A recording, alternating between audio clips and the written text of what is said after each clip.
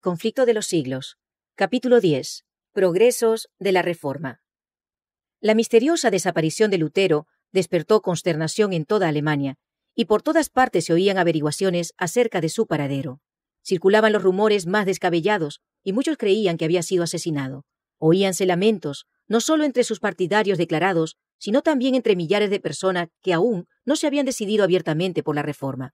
Muchos se comprometían por juramento solemne a vengar su muerte.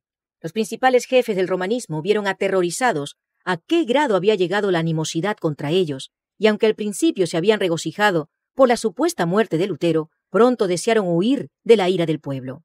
Los enemigos del reformador no se habían visto tan preocupados por los actos más atrevidos que cometiera mientras estaba entre ellos, como por su desaparición. Los que en su ira habían querido matar al arrojado reformador estaban dominados por el miedo ahora que él no era más que un cautivo indefenso. «El único medio que nos queda para salvarnos», dijo uno, «consiste en encender antorchas e ir a buscar a Lutero por toda la tierra, para devolverle a la nación que le reclama». El edicto del emperador parecía completamente ineficaz. Los legados del Papa se llenaron de indignación al ver que dicho edicto llamaba menos la atención que la suerte de Lutero. Las noticias de que él estaba en salvo, aunque prisionero, calmaron los temores del pueblo y hasta acrecentaron el entusiasmo en su favor. Sus escritos se leían con mayor avidez que nunca antes. Un número siempre creciente de adeptos se unía a la causa del hombre heroico que, frente a desventajas abrumadoras, defendía la palabra de Dios. La Reforma iba cobrando constantemente fuerzas. La semilla que Lutero había sembrado brotaba en todas partes. Su ausencia realizó una obra que su presencia no habría realizado. Otros obreros sintieron nueva responsabilidad al serles quitado su jefe, y con nueva fe y ardor se adelantaron a hacer cuanto pudiesen para que la obra tan noblemente comenzada no fuese estorbada. Satanás, empero, no estaba ocioso. Intentó lo que ya había intentado en otros movimientos de reforma, es decir, engañar y perjudicar al pueblo, dándole una falsificación en lugar de la obra verdadera. Así como hubo falsos cristos en el primer siglo de la Iglesia cristiana, así también se levantaron falsos profetas en el siglo XVI. Unos cuantos hombres afectados íntimamente por la agitación religiosa se imaginaron haber recibido revelaciones especiales del cielo y se dieron por designados divinamente para llevar a feliz término la obra de la Reforma, la cual, según ellos, había sido débilmente iniciada por Lutero. En realidad, lo que hacían era deshacer la obra que el reformador había realizado. Rechazaban el gran principio que era la base misma de la Reforma, es a saber, que la palabra de Dios es la regla perfecta de fe y práctica, y en lugar de tan infalible guía, sustituían la norma variable e insegura de sus propios sentimientos e impresiones. Y así, por haberse despreciado al único medio seguro de descubrir el engaño y la mentira, se le abrió camino a Satanás para que a su antojo dominase los espíritus.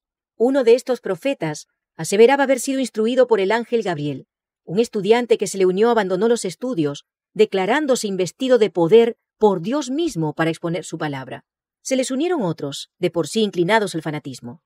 Los procederes de estos iluminados crearon mucha excitación. La predicación de Lutero había hecho sentir al pueblo en todas partes la necesidad de una reforma, y algunas personas de buena fe se dejaron extraviar por las pretensiones de los nuevos profetas. Los cabecillas de este movimiento fueron a Wittenberg y expusieron sus exigencias a Melanchthon y a sus colaboradores. Decían: «Somos enviados por Dios para enseñar al pueblo. Hemos conversado familiarmente con Dios y, por lo tanto, sabemos lo que ha de acontecer. Para decirlo en una palabra, somos apóstoles y profetas y apelamos al doctor Lutero». Los reformadores estaban atónitos y perplejos. Era este un factor con que nunca habían tenido que habérselas y se hallaban sin saber qué partido tomar. Melanchthon dijo: «Hay en verdad espíritus extraordinarios en estos hombres, pero ¿qué espíritus serán? Por una parte debemos precavernos de contristar el espíritu de Dios y por otra de ser seducidos por el espíritu de Satanás». Pronto se dio a conocer el fruto de toda esta enseñanza. El pueblo fue inducido a descuidar la Biblia o a rechazarla del todo. Las escuelas se llenaron de confusión. Los estudiantes, despreciando todas las sujeciones, abandonaron sus estudios y se separaron de la universidad. Los hombres que se tuvieron a sí mismos por competentes para reavivar y dirigir la obra de la Reforma lograron solo arrastrarla al borde de la ruina. Los romanistas, recobrando confianza, exclamaban alegres: «Un esfuerzo más y todo será nuestro». Al saber Lutero en la Wartburg Lo que ocurría, dijo con profunda consternación, siempre esperaba yo que Satanás nos mandara esta plaga. Se dio cuenta del verdadero carácter de estos fementidos profetas y vio el peligro que amenazaba la causa de la verdad. La oposición del Papa y del Emperador no le habían sumido en la perplejidad y congoja que ahora experimentaba. De entre los que profesaban ser amigos de la Reforma, se habían levantado sus peores enemigos. Las mismas verdades que le habían producido tan profundo regocijo y consuelo eran empleadas para despertar pleitos y confusión en la Iglesia. En la obra de la Reforma, Lutero había sido impulsado por el Espíritu de Dios y llevado más allá de lo que pensara.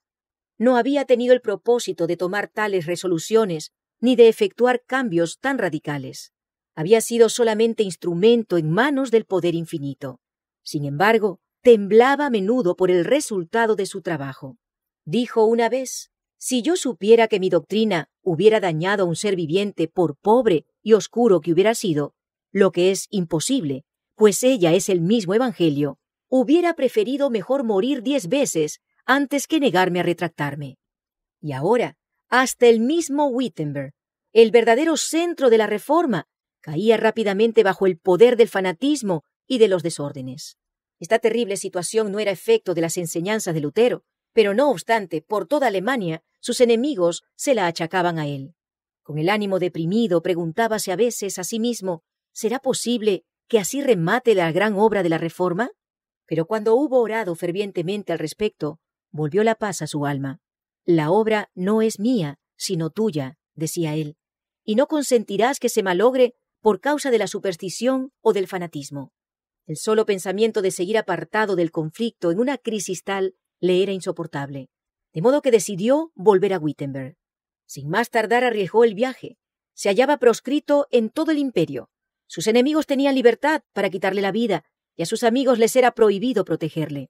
El gobierno imperial aplicaba las medidas más rigurosas contra sus adherentes, pero vio que peligraba la obra del Evangelio, y en el nombre del Señor se adelantó sin miedo a combatir por la verdad.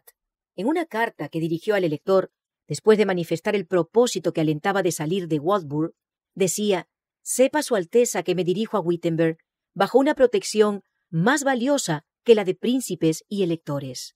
No he pensado solicitar la ayuda de Su Alteza, y tan lejos estoy de impetrar vuestra protección que yo mismo abrigo más bien la esperanza de protegeros a vos. Si supiese yo que Su Alteza querría o podría tomar mi defensa, no iría a Wittenberg. Ninguna espada material puede adelantar esta causa. Dios debe hacerlo todo sin la ayuda o la cooperación del hombre. El que tenga más fe será el que podrá presentar mejor defensa». En una segunda carta que escribió, camino de Wittenberg, añadía Lutero: «Heme aquí, dispuesto a sufrir la reprobación de Su Alteza y el enojo del mundo entero. ¿No son los vecinos de Wittenberg mi propia grey? ¿No los encomendó Dios a mi cuidado? ¿Y no deberé, si es necesario, dar mi vida por amor de ellos? Además, temo ver una terrible revuelta en Alemania que ha de acarrear a nuestro país el castigo de Dios». Con exquisita precaución y humildad, pero a la vez con decisión y firmeza, volvió Lutero a su trabajo. «Con la Biblia», dijo, «debemos rebatir y echar fuera lo que logró imponerse por medio de la fuerza. Yo no deseo que se valgan de la violencia contra los supersticiosos y los incrédulos. No hay que constreñir a nadie. La libertad es la esencia misma de la fe». Pronto se supo por todo Wittenberg que Lutero había vuelto y que iba a predicar. El pueblo acudió de todas partes, al punto que no podía caber en la iglesia. Subiendo al púlpito, instruyó el reformador a sus oyentes. Con notable sabiduría y mansedumbre los exhortó y los amonestó. Refiriéndose en su sermón a las medidas violentas de que algunos habían echado mano para abolir la misa, dijo: «La misa es una cosa mala. Dios se opone a ella. Debería abolirse, y yo desearía que en su lugar se estableciese en todas partes la Santa Cena del Evangelio. Pero no apartéis de ella nadie por la fuerza. Debemos dejar el asunto en manos de Dios. No somos nosotros lo que hemos de obrar, sino su palabra». «¿Y por qué?», me preguntaréis. «Porque los corazones de los hombres no están en mis manos como el barro en las del alfarero. Tenemos derecho de hablar, pero no tenemos derecho de obligar a nadie. Prediquemos y confiemos lo demás a Dios. Si me resuelvo a hacer uso de la fuerza, ¿qué conseguiré? Fingimientos, formalismo, ordenanzas humanas, hipocresía. Pero en todo esto no se hallará sinceridad de corazón, ni fe, ni amor. Y donde falte esto, todo falta, y yo no daría ni una paja por celebrar una victoria de esta índole. Dios puede hacer más mediante el mero poder de su palabra que vosotros y yo, y el mundo entero, con nuestros esfuerzos unidos. Dios sujeta el corazón, y una vez sujeto, todo está ganado. Estoy listo para predicar, alegar y escribir, pero a nadie constreñiré, porque la fe es un acto voluntario. Recordad todo lo que ya he hecho. Me encaré con el Papa, combatí las indulgencias y a los papistas, pero sin violencia, sin tumultos. Expuse con claridad la palabra de Dios, prediqué y escribí, esto es todo lo que hice. Y sin embargo, mientras yo dormía, la palabra que había predicado afectó al papado como nunca le perjudicó príncipe ni emperador alguno. Y sin embargo, nada hice. La palabra sola lo hizo todo. Si hubiese yo apelado a la fuerza, el suelo de Alemania habría sido tal vez inundado con sangre. Pero ¿cuál hubiera sido el resultado? La ruina y la destrucción del alma y del cuerpo. En consecuencia, me quedo quieto y dejo que la palabra se extienda a lo largo y a lo ancho de la tierra. Por 7 días consecutivos predicó Lutero a las ansiosas muchedumbres. La palabra de Dios quebrantó la esclavitud del fanatismo. El poder del Evangelio hizo volver a la verdad al pueblo que se había descarriado. Lutero no deseaba verse con los fanáticos cuyas enseñanzas habían causado tan grave perjuicio. Harto los conocía por hombres de escaso juicio y de pasiones desordenadas, y que pretendiendo ser iluminados directamente por el cielo, no admitirían la menor contradicción, ni atenderían a un solo consejo, ni a un solo cariñoso reproche. Arrogándose la suprema autoridad, exigían de todos que sin la menor resistencia reconociesen lo que ellos pretendían. Pero como solicitasen una entrevista con él, consintió en recibirlos y denunció sus pretensiones con tanto éxito que los impostores se alejaron en el acto de Wittenberg.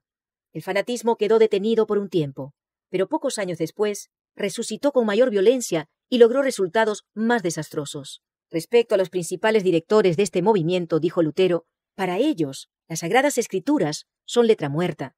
Todos gritan ¡El Espíritu! ¡El Espíritu! Pero yo no quisiera ir, por cierto, a donde su Espíritu los guía. Plegue a Dios en su misericordia guardarme de pertenecer a una iglesia en la cual solo haya santos. Deseo estar con los humildes, los débiles, los enfermos, todos los cuales conocen y sienten su pecado y suspiran y claman de continuo a Dios desde el fondo de sus corazones para que Él los consuele y los sostenga. Tomás Munzer, el más activo de los fanáticos, era hombre de notable habilidad, que si lo hubiesen causado debidamente, habría podido hacer mucho bien, pero desconocía aún los principios más rudimentarios de la religión verdadera. Deseaba vehementemente reformar el mundo, olvidando, como otros muchos iluminados, que la reforma debía comenzar por él mismo. Ambicionaba ejercer cargos e influencia y no quería ocupar el segundo puesto, ni aún bajo el mismo Lutero. Declaraba que al colocar la autoridad de la Escritura en sustitución de la del Papa, los reformadores no hacían más que establecer una nueva forma de papado, y se declaraba divinamente comisionado para llevar a efecto la verdadera reforma.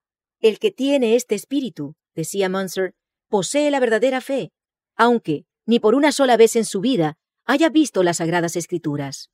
Los maestros del fanatismo se abandonaban al influjo de sus impresiones y consideraban cada pensamiento y cada impulso como voz de Dios.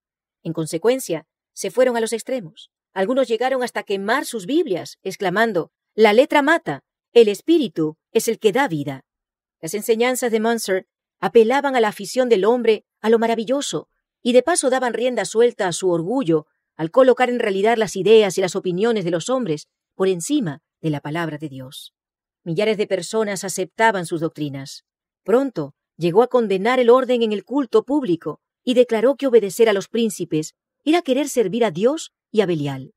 El pueblo que comenzaba a emanciparse del yugo del papado tascaba el freno bajo las restricciones de la autoridad civil. Las enseñanzas revolucionarias de Munzer, con su presunta aprobación divina, los indujeron a sublevarse contra toda sujeción y abandonarse a sus prejuicios y a sus pasiones. Siguiéronse las más terribles escenas de sedición y contienda, y los campos de Alemania se empaparon de sangre.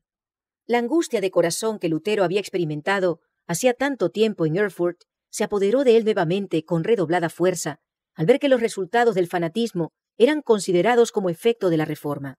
Los príncipes papistas declaraban, y muchos estaban dispuestos a dar crédito al aserto, que la rebelión era fruto legítimo de las doctrinas de Lutero. A pesar de que estos cargos carecían del más leve fundamento, no pudieron menos que causar honda pena al reformador. Parecíale insoportable que se deshonrase así la causa de la verdad, identificándola con tan grosero fanatismo.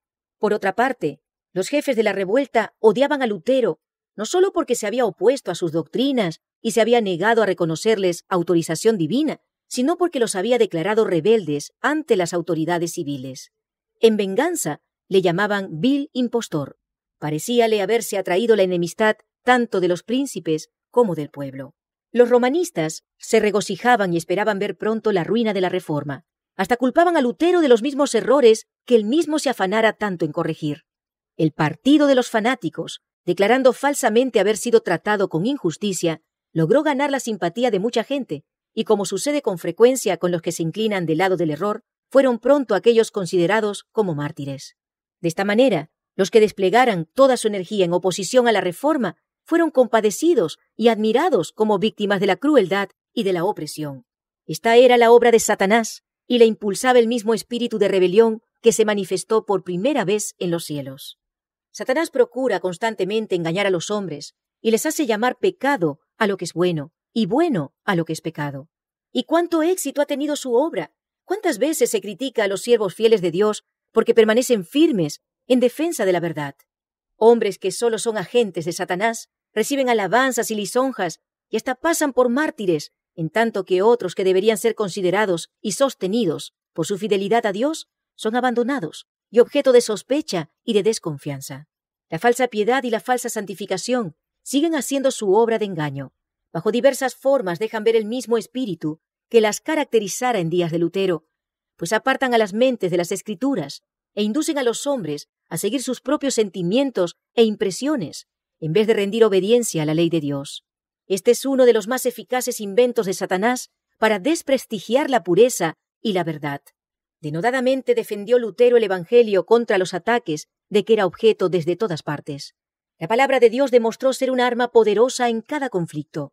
Con ella combatió el reformador la usurpada autoridad del Papa y la filosofía racionalista de los escolásticos, a la vez que se mantenía firme como una roca contra el fanatismo que pretendía aliarse con la Reforma. Cada uno a su manera, estos elementos opuestos dejaban a un lado las Sagradas Escrituras y exaltaban la sabiduría humana como el gran recurso para conocer la verdad religiosa. El racionalismo hace un ídolo de la razón y la constituye como criterio religioso. El romanismo, al atribuir a su soberano pontífice una inspiración que proviene en línea recta de los apóstoles y continúa invariable a través de los tiempos, da amplia oportunidad para toda clase de extravagancias y corrupciones que se ocultan bajo la santidad del mandato apostólico. La inspiración a que pretendían Munzer y sus colegas no procedía sino de los desvaríos de su imaginación, y su influencia subvertía toda autoridad humana o divina. El cristianismo recibe la palabra de Dios como el gran tesoro de la verdad inspirada y la piedra de toque de toda inspiración. A su regreso de la Wartburg, terminó Lutero su traducción del Nuevo Testamento y no tardó el Evangelio en ser ofrecido al pueblo de Alemania en su propia lengua. Esta versión fue recibida con agrado por todos los amigos de la verdad, pero fue vilmente desechada por los que preferían dejarse guiar por las tradiciones y los mandamientos de los hombres. Se alarmaron los sacerdotes al pensar que el vulgo iba a poder discutir con ellos los preceptos de la palabra de Dios y descubrir la ignorancia de ellos. Las armas carnales de su raciocinio eran impotentes contra la espada del Espíritu. Roma puso en juego toda su autoridad para impedir la circulación de las Santas Escrituras, pero los decretos, los anatemas y el mismo tormento eran inútiles. Cuanto más se condenaba y prohibía la Biblia, mayor era el afán del pueblo por conocer lo que ella enseñaba. Todos los que sabían leer deseaban con ansia estudiar la palabra de Dios por sí mismos. La llevaban consigo, la leían y releían, y no se quedaban satisfechos antes de saber grandes trozos de ella de memoria. Viendo la buena voluntad con que fue acogido el Nuevo Testamento, Lutero dio comienzo a la traducción del Antiguo y la fue publicando por partes conforme las iba terminando. Sus escritos tenían aceptación en la ciudad y en las aldeas. Lo que Lutero y sus amigos escribían, otros se encargaban de esparcirlo por todas partes. Los monjes que habían reconocido el carácter ilegítimo de las obligaciones monacales y deseaban cambiar su vida de indolencia por una de actividad, pero se sentían muy incapaces de proclamar por sí mismos la palabra de Dios, cruzaban las provincias vendiendo los escritos de Lutero y sus colegas. Al poco tiempo, Alemania pululaba con estos intrépidos colportores. Estos escritos eran estudiados con profundo interés por ricos y pobres, por letrados e ignorantes. De noche, los maestros de las escuelas rurales los leían en alta voz a pequeños grupos que se reunían al amor de la lumbre. Cada esfuerzo que en este sentido se hacía convencía a algunas almas de la verdad, y ellas, a su vez, habiendo recibido la palabra con alegría, la comunicaban a otros. Así se cumplían las palabras inspiradas. La entrada de tus palabras alumbra. A los simples les da inteligencia. El estudio de las Sagradas Escrituras producía un cambio notable en las mentes y en los corazones del pueblo. El dominio papal les había impuesto un yugo férreo que los mantenía en la ignorancia y en la degradación. Con escrúpulos supersticiosos observaban las formas, pero era muy pequeña la parte que la mente y el corazón tomaban en los servicios. La predicación de Lutero, al exponer las sencillas verdades de la palabra de Dios y la palabra misma, al ser puesta en manos del pueblo, despertaron sus facultades aletargadas, y no sólo purificaban y ennoblecían la naturaleza espiritual, sino que daban nuevas fuerzas y vigor a la inteligencia. Veíanse a personas de todas las clases sociales defender con la Biblia en la mano las doctrinas de la Reforma. Los papistas, que habían abandonado el estudio de las Sagradas Escrituras, a los sacerdotes y a los monjes, les pidieron que viniesen en su auxilio a refutar las nuevas enseñanzas. Empero, ignorantes de las Escrituras y del poder de Dios, monjes y sacerdotes fueron completamente derrotados por aquellos a quienes habían llamado herejes e indoctos. Desgraciadamente, decía un escritor católico, Lutero ha convencido a sus correligionarios de que su fe debe fundarse solamente en la Santa Escritura. Las multitudes se congregaban para escuchar a hombres de poca ilustración defender la verdad y hasta discutir acerca de ella con teólogos instruidos y elocuentes. La vergonzosa ignorancia de estos grandes hombres se descubría tan luego como sus argumentos eran refutados por las sencillas enseñanzas de la palabra de Dios. Los hombres de trabajo, los soldados y hasta los niños estaban más familiarizados con las enseñanzas de la Biblia que los sacerdotes y los sabios doctores. El contraste entre los discípulos del Evangelio y los que sostenían las supersticiones papistas no era menos notable entre los estudiantes que entre las masas populares. En oposición a los antiguos campeones de la jerarquía que había descuidado el estudio de los idiomas y de la literatura, levantábanse jóvenes de mente privilegiada, muchos de los cuales se consagraban al estudio de las Escrituras y se familiarizaban con los tesoros de la literatura antigua. Dotados de rápida percepción, de almas elevadas y de corazones intrépidos, pronto llegaron a alcanzar estos jóvenes tanta competencia que durante mucho tiempo nadie se atrevía a hacerles frente. De manera que en los concursos públicos en que estos jóvenes campeones de la Reforma se encontraban con doctores papistas, los atacaban con tanta facilidad y confianza que los hacían vacilar y los exponían al desprecio de todos. Cuando el clero se dio cuenta de que iba menguando el número de los congregantes, invocó la ayuda de los magistrados y por todos los medios a su alcance procuró atraer nuevamente a sus oyentes. Pero el pueblo había hallado en las nuevas enseñanzas algo que satisfacía las necesidades de sus almas y se apartaba de aquellos que por tanto tiempo le habían alimentado con las cáscaras vacías de los ritos supersticiosos y de las tradiciones humanas. Cuando la persecución ardía contra los predicadores de la verdad, ponían estos en práctica las palabras de Cristo. Cuando pues os persiguieren en una ciudad, huid a otra. La luz penetraba en todas partes. Los fugitivos hallaban en algún lugar puertas hospitalarias que les eran abiertas y morando allí, predicaban a Cristo, a veces en la iglesia, o si se les negaba ese privilegio, en casas particulares o al aire libre. Cualquier sitio en que hallasen un oyente se convertía en templo. La verdad, proclamada con tanta energía y fidelidad, se extendía con irresistible poder. En vano se mancomunaban las autoridades civiles y eclesiásticas para detener el avance de la herejía. Inútilmente recurrían a la cárcel, al tormento, al fuego y a la espada. Millares de creyentes sellaban su fe con su sangre, pero la obra seguía adelante. La persecución no servía sino para hacer cundir la verdad, y el fanatismo que Satanás intentara unir a ella no logró sino hacer resaltar aún más el contraste entre la obra diabólica y la de Dios.